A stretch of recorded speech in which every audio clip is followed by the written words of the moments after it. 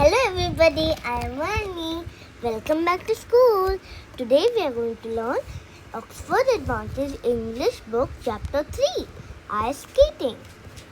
Playing sports is very fun, but getting hurt is not fun. In small groups, discuss and choose a sport. Make a poster on safety rules of the sport. We can do this later.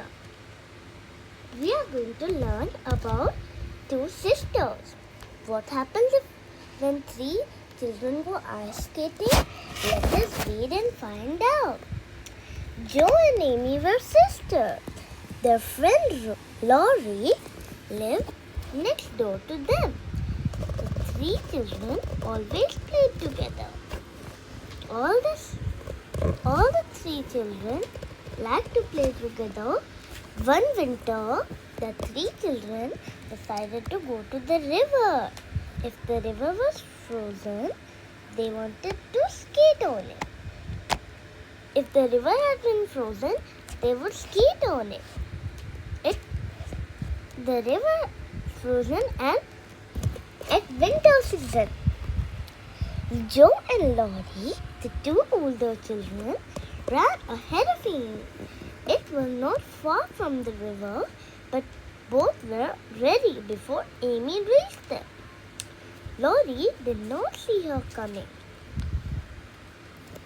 Amy could not reach fast because she was smaller than Joe and Laurie. Laurie went to check. She was checking if the ice was thick enough to skate on. He shouted, "I'm going on to the first bend to see if it's all right before we begin to race." Amy saw Laurie skate away, looking like a young Russian in his furry coat and cap. Joe was skating nearby.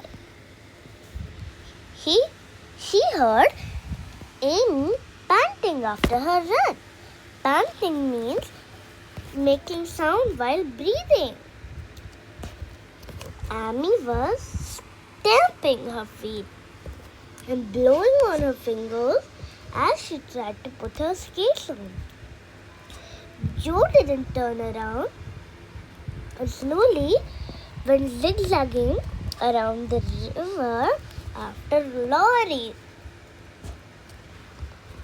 As Laurie turned towards the bend, he shouted back, "Keep near the shore. The ice is thin in the middle." Joe heard, but Amy was too far away to hear him. Joe looked back and saw Amy start skating and thought she must have heard. Joe had heard Laurie, but Amy did not hear. What will happen now? Joe started to skate towards the bend. Laurie had skated round the bend and Joe was just at the turn. Amy started to skate towards the smoother ice in the middle of the river. Suddenly, Joe stopped and stood still. Joe turned around just in time to see Amy fall. The thin ice broke with a crash and there was a splash of water. Joe heard Amy scream loudly. Joe tried to call Laurie, but her voice was gone. She tried to rush forward, but her face seemed weak. Laurie could not walk because her feet had been weak, and then her voice was gone. She was so scared. She could only stand staring with a terror-stricken face at Amy's blue hood above the water. Terror-stricken means scared, and and like very, very scared. And then suddenly Lorry shouted, "Bring a rail from the fence! Quick, quick!" For the next few minutes, Joe blindly did what Lorry said. Lorry was lying flat on the ice, aiming up with his arm and hockey stick. Joe and Amy are trying to get Lorry up. "We must take her home as fast as we can. Let's wrap our warm things around her while I take off her skates," said Lorry. He wrapped his coat around Amy and pulled at the straps of Amy's skates. Shivering, dripping, and crying, they got Amy home. Miss March, the mother of the girls, opened the door. Lorry told her what all had happened. Miss March calmly took care of Annie. Soon Amy fell asleep, wrapped them in blankets before a hot fire. All the time, Joe ran about, with her clothes dirty and her hands cut and bruised by the ice and the rails. When Amy was comfortably asleep, Mrs. March called Joe and began to bandage the hurt hand.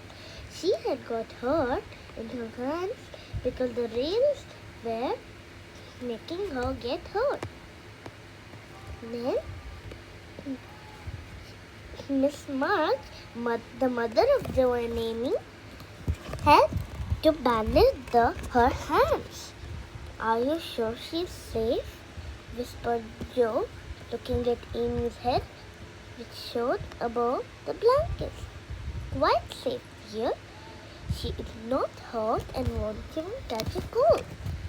I think you and Lorry did the right thing by covering her in warm clothes and getting her home quickly," her mother replied cheerfully.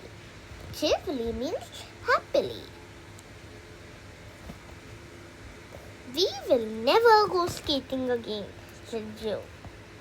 "That's not right," said Mrs. March. "You should just take care of each other when you go out to play. Did you know in places where weather are very cold, water freezes into ice in pipes, taps, and frozen rivers?" Now let's learn the meaning of words in the story. Grunting means breathing in and out and making the sound. Stamping means bringing the foot down on the ground with force. Zigzagging means turning sharply from one side to another. Terror-stricken, very, very scared. Drag means pull something or something with force or effort. Bruise means hurt. Bruise means she has got hurt. Cheerfully means happily. Bye bye everybody. The story finished. Bye bye.